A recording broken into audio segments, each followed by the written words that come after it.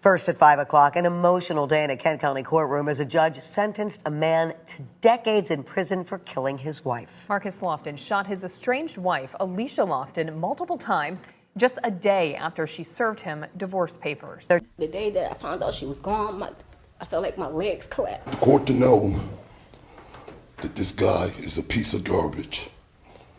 My daughter introduced me to this guy one time, and I didn't like him from minute one. Not much more I can say about this guy other than I wish I could handle this and serve justice on his ass right now. And that's it. I want you to know you will never win. And I want you to think about this for the rest of your life. I don't have anything further to say, Mr. Lofton. I think Mr. Joseph said it best, so I refer you to his words.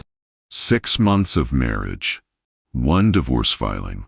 24 hours later, a woman lay dead with 15 gunshot wounds. This is the story of Alicia Lofton, 38 years old, a mother of 3 from Grand Rapids, Michigan. A woman who thought she was starting fresh, but instead found herself trapped in something much darker. What secret could be so devastating that it would lead to murder? And if the evidence seems so clear, why couldn't 12 jurors decide if this was even a crime? Alicia's oldest daughter was getting ready for her senior year of college. Her son was about to start his freshman year. Her youngest was still in high school. 3 kids who should have been celebrating new beginnings with their mom. Instead, they're left with questions that a courtroom couldn't answer. This case has everything you don't want to believe about the people we trust most. And the ending? Well, there isn't one yet. Before we continue, I want to take a moment to honor Alicia's memory. To her 3 children, who lost their mother in the most unimaginable way. To her family, who are still fighting for answers. To everyone who loved her, my heart goes out to you. Alicia was more than a victim in a case file. She was a mother, a daughter, someone with dreams and plans for her future. Her life mattered, and her story deserves to be told with the respect and dignity she never received in her final moments. To everyone watching right now, I want you to know that you're part of something important. You're helping keep Alicia's story alive. So please, let me know in the comments where you're watching from. Whether you're in Michigan, across the United States, or anywhere else in the world, your voice matters in demanding justice for Alicia. Now, let me tell you what really happened to Alicia Lofton. February 2023. Love was in the air for Alicia Lofton. After what seemed like a fairy tale romance, she said yes to Marcus Lofton. At 42, Marcus appeared to be everything she was looking for. The wedding was beautiful. The future looked bright. They moved into a home together on Union Avenue Southeast in Grand Rapids. A fresh start, a new chapter. Alicia had every reason to believe this was her happily ever after. But Alicia's world didn't just revolve around her new husband. She was a devoted mother to 3 children who meant everything to her. Her oldest daughter was preparing for her final year of college, so close to graduation, so proud of how far she'd come. Her son was getting ready to start his own college journey, and her youngest was still navigating high school, depending on her mom for guidance and support. Alicia was juggling it all. New wife, dedicated mother, trying to build something lasting. For a few months, it seemed like she had found her balance. But then came May 2023, just 3 months after the wedding. The first crack in what looked like a perfect marriage. Marcus was arrested. The charge? Domestic violence. Against his wife of only 3 months. The court didn't take this lightly. They issued a no-contact order. Marcus was forbidden from contacting Alicia. He couldn't come to the house. He couldn't call her. He couldn't be anywhere near her. It should have been simple. Stay away. Follow the rules. Let things cool down. But Marcus wasn't staying away. There was discussion that you and Alicia were going to get divorced, correct? Yes. Did you shoot her to stop the divorce? No. I actually filed for I'm the one that asked for the divorce. Okay, so you instigated the divorce? After, in May, after the situation with the domestic situation, I asked her for a divorce. We got the papers and I filled out the papers. Okay. And did you... To understand what happened next, we need to look at who Marcus really was. Because what Alicia didn't know when she married him was his past. Marcus had a criminal history stretching back to the year 2000. Firearms charges, drug charges. This wasn't a man who made one mistake. This was a pattern that had been going on for over 20 years. But here's what made it worse. That court order telling him to stay away from Alicia, he ignored it completely. Neighbors would see him coming and going from the Union Avenue house. Marcus acted like the no-contact order didn't exist. And somehow, he was getting away with it. The arguments between them became more frequent, more heated. Alicia's family could see the stress on her face. Her children could feel the tension every time they came home. Then something changed everything. Social media can be a dangerous place when secrets start to surface. And Marcus had a secret that he never wanted Alicia to find out about. There were rumors, whispers online. People started talking about a video that allegedly showed Marcus in a compromising situation with another man. The video reportedly made its way to Facebook, where Alicia's friends saw it first. You can imagine getting that call. Your friend trying to break the news gently. Alicia, there's something you need to see. When Alicia discovered what was being said about her husband, everything she thought she knew about their marriage fell apart. The man she had trusted with her heart, with her children, with her future, had been living a completely different life. The betrayal wasn't just about the secret itself. It was about everything that came with it. The lies, the deception, the realization that the person sleeping next to you every night was someone you didn't know at all. Alicia knew she had to get out. August 16, 2023. Alicia made the hardest decision of her life. She filed for divorce. The papers were served to Marcus that day, in black and white legal language that couldn't be misunderstood. Their marriage was over. Marcus didn't take the news well. He was furious.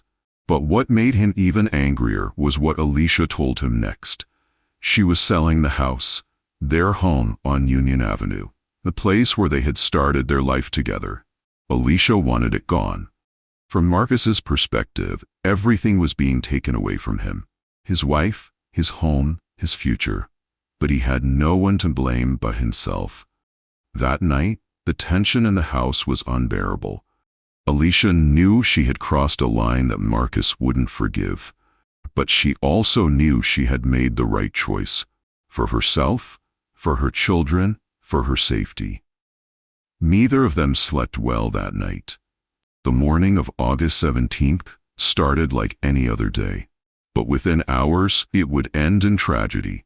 Here's what we know from the police reports and Marcus's own confession. At 8 in the morning, he made contact with Alicia at the house. This was already a violation of his court order. He wasn't supposed to be there. He wasn't supposed to be anywhere near her. But there he was. They started arguing immediately. The divorce, the house, everything that had been building up between them came pouring out in that moment. And then, Marcus made a choice that changed everything. He walked to a drawer and pulled out Alicia's own gun, a Glock pistol that she kept in the house for protection. The same protection she needed, from him. What happened next depends on who you believe. According to Marcus, he grabbed the gun to hit Alicia with it, not to shoot her, just to strike her. But then, he claims, the gun went off by accident. One shot, an accident. That's his story. But here's what we know for certain. When that first shot was fired, Alicia ran. She ran to the bedroom and locked the door behind her. She was trying to get away from the man she had once loved, the man she had married just 6 months earlier. Alicia must have been terrified, trapped in that room, knowing Marcus was on the other side of that door with a loaded weapon. But a locked door wasn't going to stop him. Marcus kicked it down. He broke through that barrier like it was nothing. When he forced his way into the room, Alicia was climbing out the window. Picture that moment. A 38-year-old mother, so desperate to escape that she was willing to jump from a window to save her life. She almost made it. But Marcus wasn't done. What happened next wasn't an accident. It wasn't self-defense. It wasn't a crime of passion. Marcus shot Alicia 15 times. 15. Let that number sink in. 7 of those shots were to her head. The neighbors heard everything. First, the sound of arguing, voices getting louder and angrier. Then came the gunshots, pop after pop after pop, 15 times. One neighbor looked out and saw a black man getting into a maroon SUV, speeding away from the scene. When the police arrived, they found Alicia on the lawn next to the house. She had made it out of that window. She had tried so hard to escape, but she didn't make it far enough. Marcus was already gone, leaving behind the woman who had loved him, trusted him, and tried to build a life with him. The first 911 call came in right around 8 in the morning. Someone heard gunshots, multiple gunshots, coming from the area of Adams Street and Union Avenue. Within minutes, Grand Rapids police were racing to the scene. What they found was every officer's nightmare. Alicia's body was lying on the ground next to the house. The medical examiner would later confirm what the officers could already see: multiple gunshot wounds to her head and body. The crime scene told its own story. Shell casings scattered around the area. Blood evidence that painted a clear picture of what had happened. This wasn't a burglary gone wrong. This wasn't a random act of violence. This was personal. The police had a description from the neighbor who witnessed Marcus leaving. A black male in a maroon SUV. They knew exactly who they were looking for. It didn't take long to find him.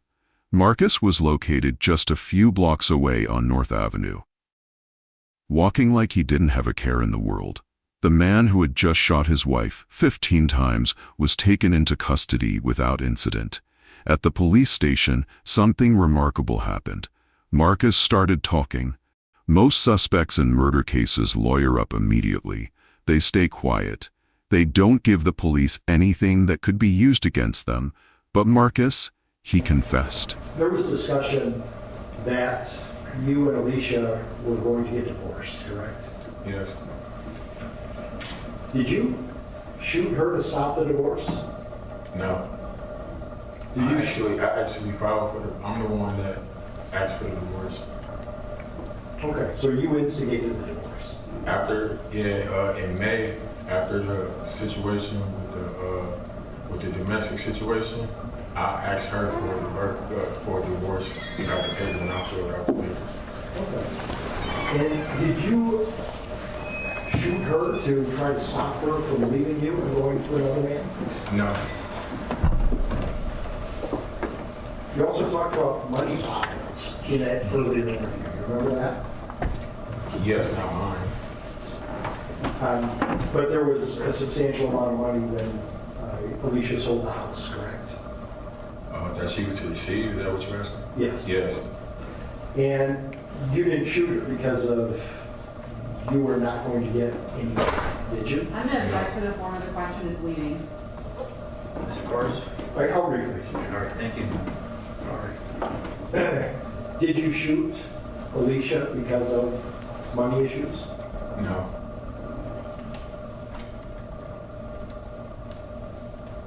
We heard testimony from your neighbor and also in your interview about the events that morning. You remember those? Yes, I remember. Did you have a plan to kill Alicia that morning? No. Did you intend to kill Alicia that morning? No. Did you want to even hurt her that morning? No.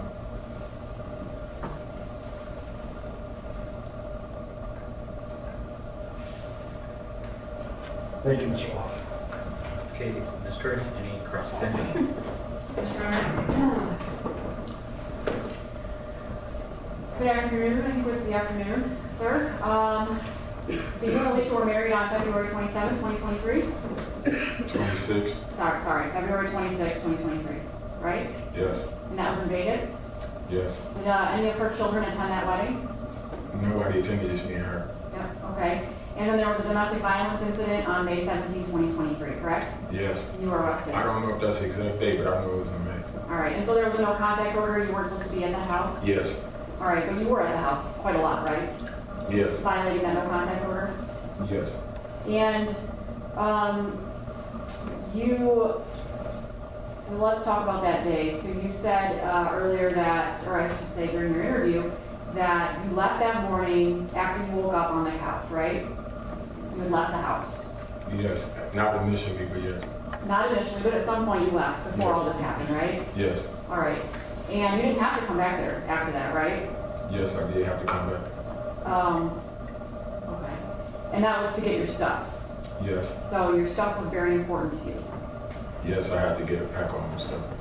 So you come back to the house, and now Alicia's awake. Is that right? Yes, I think she was awake.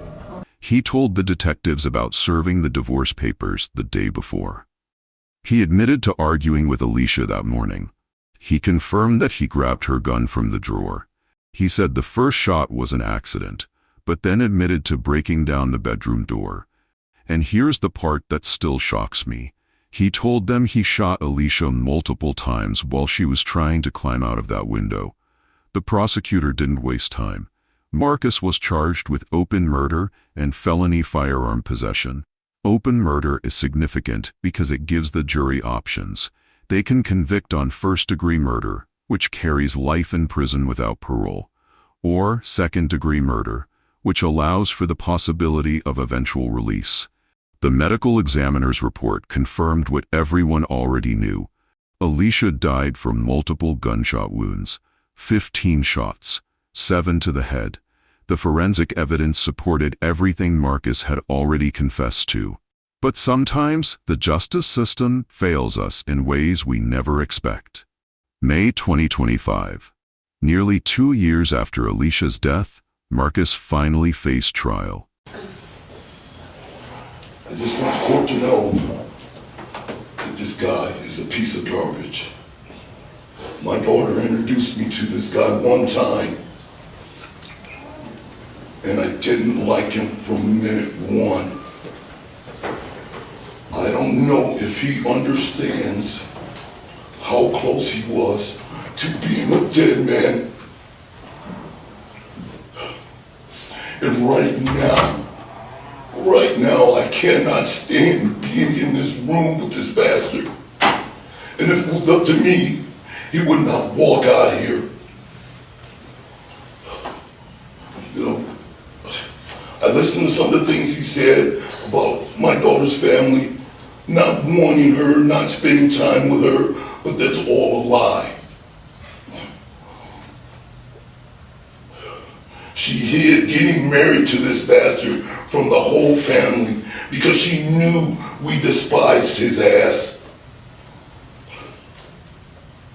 And I just want the court to understand that my daughter didn't get humanized in this trial while they let him speak and lie.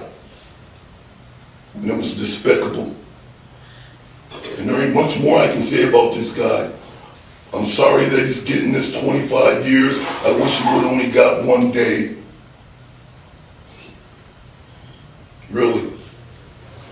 And let justice be served that way.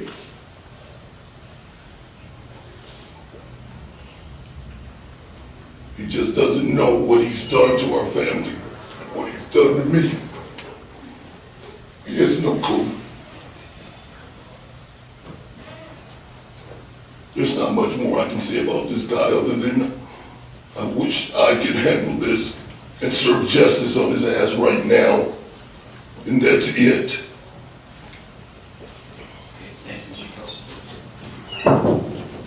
Coward. That's what you are. You're a coward, bastard. Prosecution had everything they needed. They played Marcus's police interrogation video for the jury. 12 people watched as he broke down and confessed to shooting his wife multiple times. They heard from the neighbor who witnessed the aftermath. They saw the forensic evidence from the crime scene. The defense had an almost impossible job. How do you explain away 15 gunshots? How do you convince a jury that shooting someone 7 times in the head could be anything other than intentional murder? Their strategy was simple. Stick to Marcus's story. The first shot was an accident.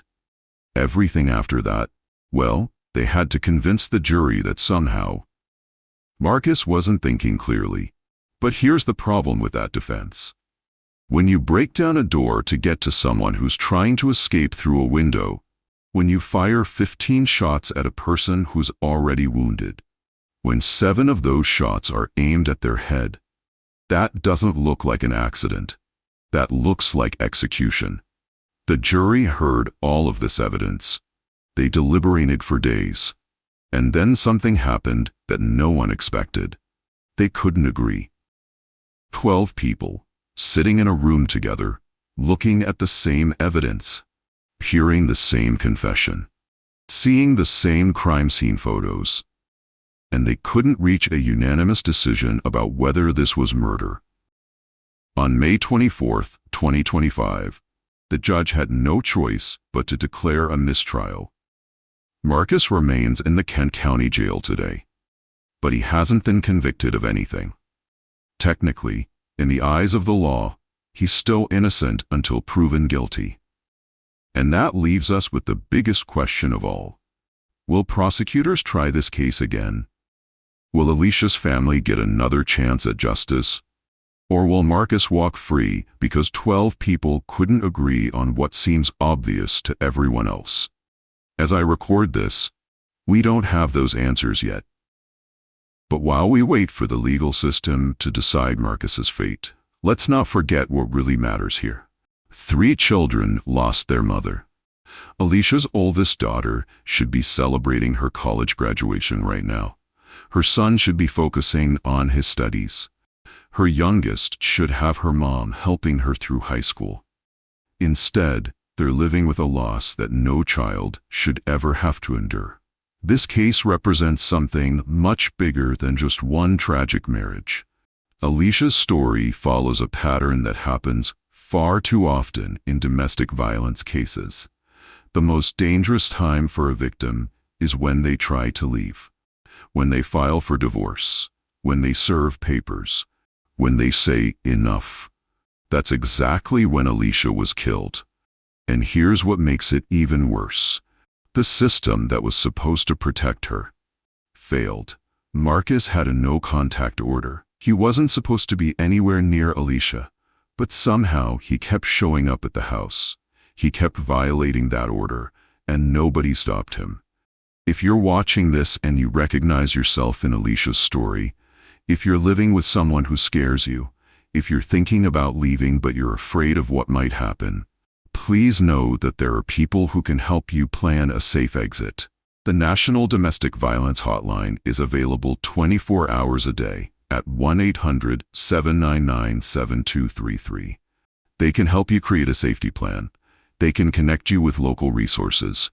They can help you leave safely. Alicia's story isn't over. Her family is still fighting for answers.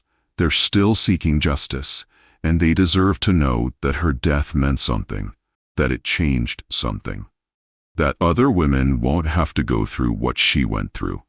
If this case has affected you the way it's affected me, please subscribe to stay updated on any developments. Let me know in the comments what you think should happen next, and share this story, because the more people who know Alicia's name, the harder it becomes to forget what happened to her. Alicia Lofton was 38 years old. She was a mother, she was a daughter, she was a person who deserved to live, and she deserved so much better than this.